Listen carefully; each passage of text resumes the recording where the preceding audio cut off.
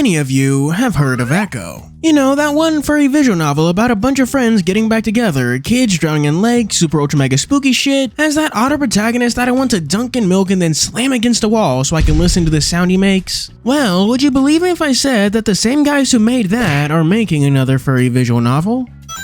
No, not a Dastra, and besides, isn't that one already finished? No, not Kimmy either. A roleplay? Seriously? I'm talking about Glory Hounds, come on! That's right, the guys who made quite possibly one of the best horror visual novels ever are also making something entirely different. I'm not even sure how I first heard of the game, likely just from browsing Echo Project's other works. And I'll admit, I was more than a little curious at the shift in genre, which is probably why I played it to begin with. Before I even address the characters, the story, or even the writing, I want to address the visual novel's visual style. Firstly, there's a lot of cool small details that bring the visual novel to life, like the sprites being animated when the characters are talking. Small animation here and there isn't unique to Glory Hounds, but it is appreciated. What's more important, and what you've probably noticed already, is that the visual novel makes heavy, and I do mean heavy, use of these dots across pretty much everything. At first, they reminded me of Ben-Day dots, those things from old pulpy comic books. However, those were for coloring, and the ones in Glory Hounds seem to be more like screen tones, which are used for shading. What the dots actually are doesn't matter too much. What does matter is that it helps make Glory Hounds visually distinct. It harkens back to those old wood pulp comic books I mentioned before, but there's also the game's CGs. I know Glory Hounds is far from the first visual novel to do this, but it is the visual novel that does it the best. Not only does the comic book style fit this story about superheroes thematically, but the art often plays with the panels themselves. Like one panel where the good guy points all dramatically at the supervillain, and only for that to switch when he realizes he doesn't remember the bad guy's name. And the composition of these comic book CGs is actually really good. One moment me and my chat noticed in the most recent chapter was this. The panel focuses on just the plant, implying a close-up zoom-in shot, only for the rest of the panel to reveal and reframe the flower by adding a character for perspective. It's a good application of the medium since this isn't something you could really do in a paper comic book. And then there's times when the story breaks the fourth wall to have some fun with itself, keeping its lighthearted and comedic tone in its own unique way. Like a supervillain interrupting the inner monologue to tear through the comic book and complain about a flashback interrupting him. Though my favorite has to be when they do a black and white noir style and all the characters just ask, how the hell did you do that? It's stupid, it's fun, but it's very important to Glory Hound's identity and differentiating itself from its much more popular horror older brother. Glory Hounds never takes itself too seriously. Well, no, that's not what I want to say. It's more like Glory Hounds doesn't try to be realistic. To rehash a point I often make about Echo, one of that visual novel's greatest writing tricks is how realistic it is. At first glance, the main cast seems to be made up of those usual tropes you see in dating sims. And then we get the ending of the prologue where Flynn pretty much dresses down the entire cast for acting like those tropes. Even yelling at Chase, that otter protagonist I mentioned earlier for those that don't know, as a stand-in for the player to stop ogling the rest of the group like a to-do list to be completed. Glory Hounds, on the other hand, doesn't bother with that and never lets you pretend it's realistic.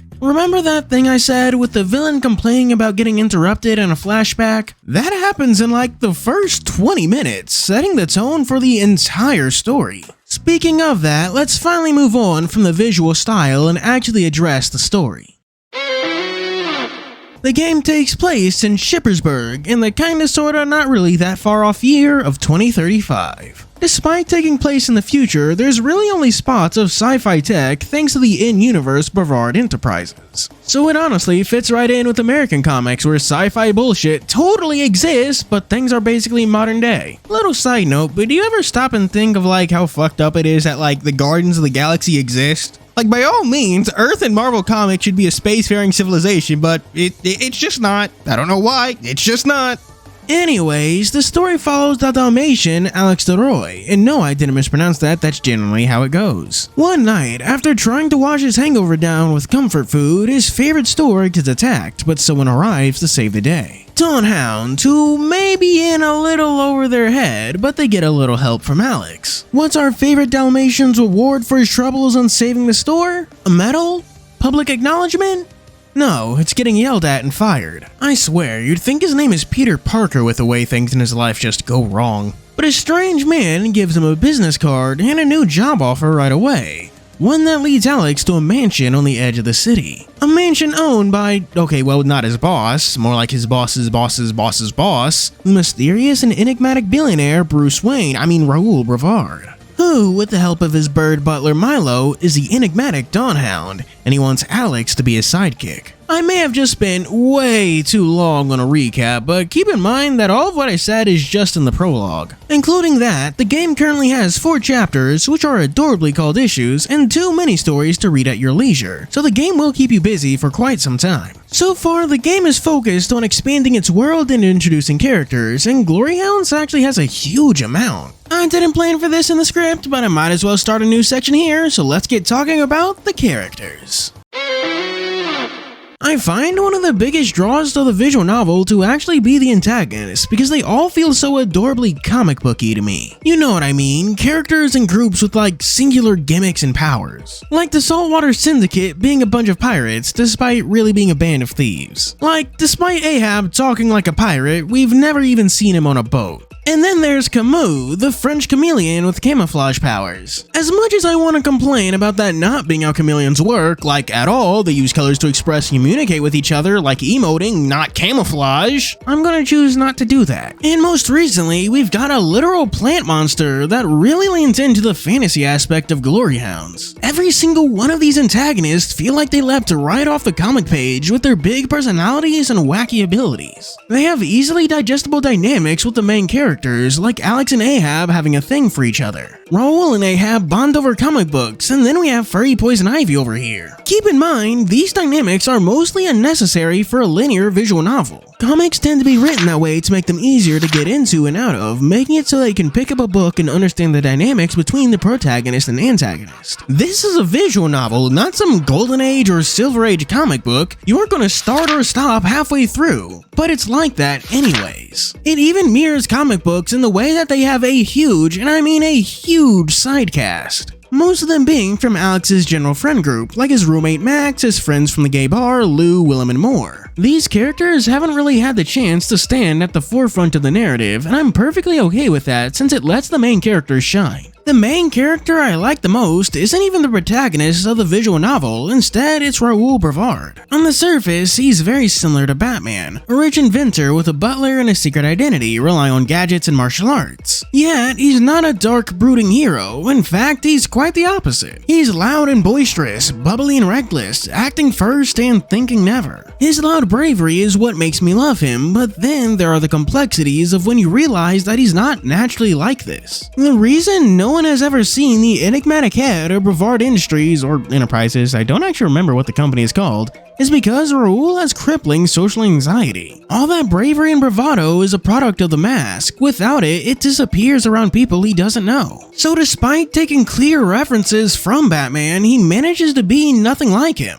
And then there's the actual protagonist of the visual novel, Alex. He manages to land at that sweet spot where he can serve as an everyman protagonist. He's a lot like Spider-Man if he had no powers, and was also a gay furry. He's here because he wants to do good in the world and is probably in the most over his head since he doesn't have the training Raoul or Milo has, and is instead forced to make do with his grapple gun and quick wit in a lot of instances, but there does seem to be more larger cosmic powers at work. And those powers have a particular interest in Alex, which sets him up nicely as plot important. The last of the main characters we have is the crow Milo, who takes on the role of the metaphorical but not literal, or well fuck, maybe he is the literal straight man because I don't think we get any clear confirmation on his sexuality either way. Rather than being a father figure like Alfred is the Batman, Milo takes on a more of a friend and mentor role in the narrative. Not only being the one who taught Raoul a lot of what he knows, but he's now also teaching Alex. His subdued nature and genuine experience means he's probably the most competent of the group, but he's also reluctant to get involved too heavy in the superheroing. What's more is that the visual novel is putting more emphasis on exploring both Milo and Raoul's relationship.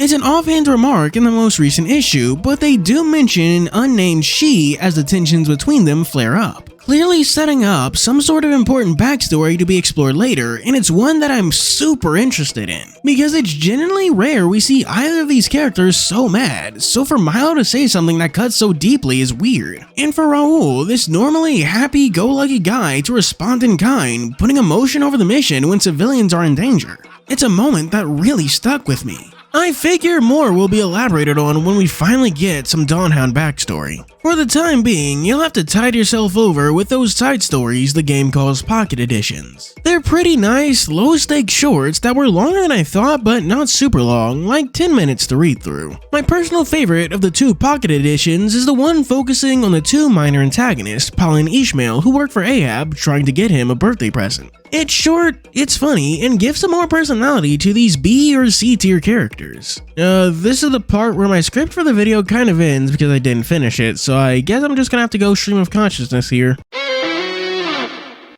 Glory Hounds really is one of my favorite visual novels. It's genuinely funny, making me laugh quite often at its stupid little jokes. And I love how much it appears to love actual comic books, not just things derived from it like the MCU. It makes the visual novel really stand out as its own thing that I haven't seen anyone else try to copy. It's not slice of life, it's not drama, it's a genuine action adventure that revels in its inspirations. I want more. I desperately need to see what else is going to be thrown into Glory Hound's crazy pot. Is it going to be aliens, psychic powers, gods and demons?